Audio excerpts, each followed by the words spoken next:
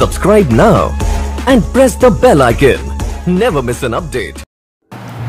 कन्नौज में corona virus के case मिलने पर जनता ने की गलियां सील। छिबरामऊ में लोगों ने अपने मोहल्लों की गलियों में बांस बल्ली व गाड़ी लगाकर रास्ते को सील कर दिया है, क्योंकि पास के ही गांव बहादुरपुर में 4 कोरोना पॉजिटिव मिलने के बाद लोगों ने अपने मोहल्लों की गलियों को सील कर दिया है। देखिए कन्नौज से ओमकार कठेरिया की ये रिपोर्ट। किस मोहल्ले रहने वाले हैं आप?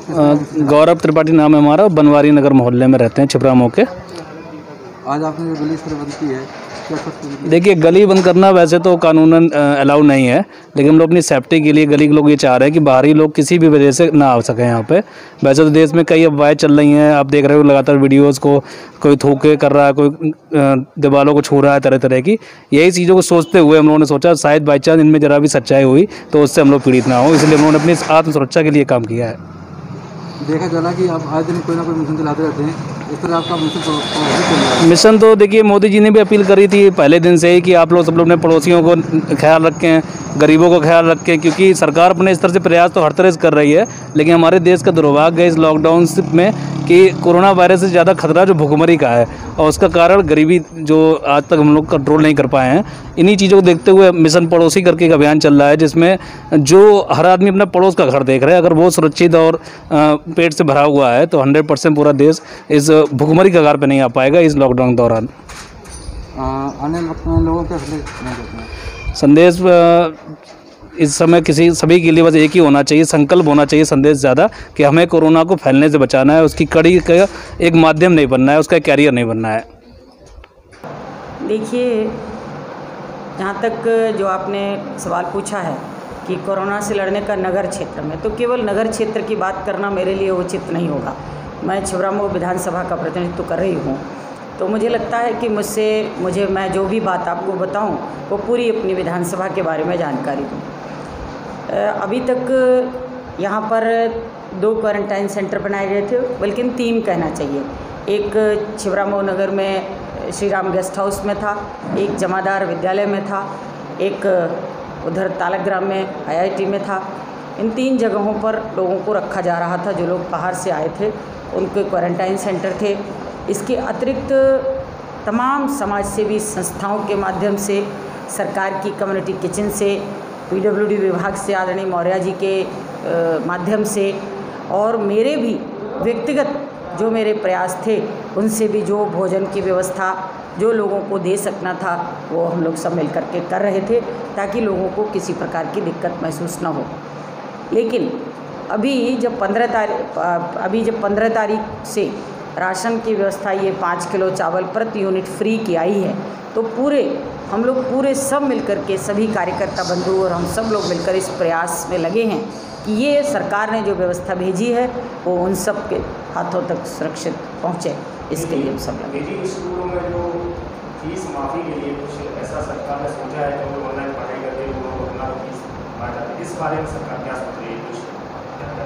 देखिए, हाल फिलहाल ये आप भी जानते हैं और हम सब जानते हैं कि पूरा संसार और भारत, उत्तर प्रदेश बहुत बड़े संकट से जूझ रहा है। उसमें आप सबकी भी बड़ी महती भूमिका है।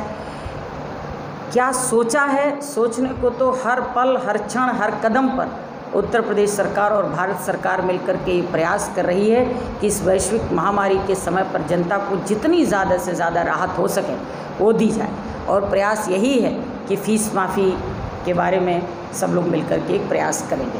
अगला सवाल, किसानों की खरीद के लिए अभी तक कोई भी ऐसा प्लान नहीं आया, कोशिश सरकार कर रही है, लेकिन क्या इसकी तैयारी है? देखिए, माननीय मुख्यमंत्री जी बहुत एक संवेदनशील व्यक्तित्व हैं।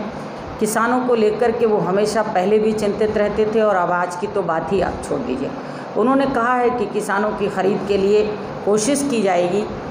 अभी 2 दिन पहले तो यहाँ तक मैंने देखा कि वो कह रहे हैं कि गांव-गांव जाकर लोग खरीदने का काम करें।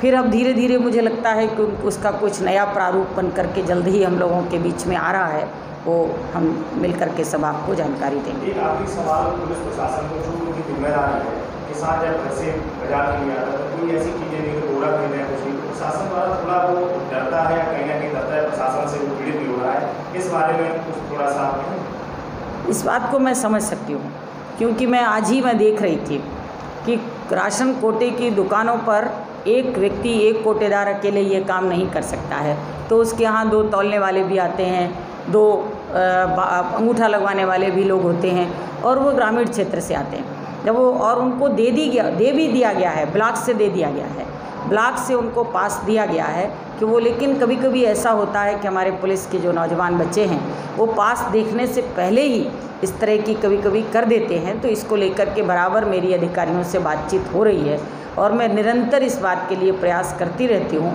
कि अगर कहीं कोई ऐसी बात मेरी समझ में आती है तो मैं उनसे बात करके ऐसे मामलों में उनको ठीक करवाऊँ। और जहाँ तक मुझे लगता है कि कभी कभी आज की तारीख में थोड़ी बहुत सख्ती जो है उसकी आवश्यकता भी है, क्योंकि डराना नहीं है, ये केवल हम लोगों की सुरक्षा के लिए ये काम हो रहा है।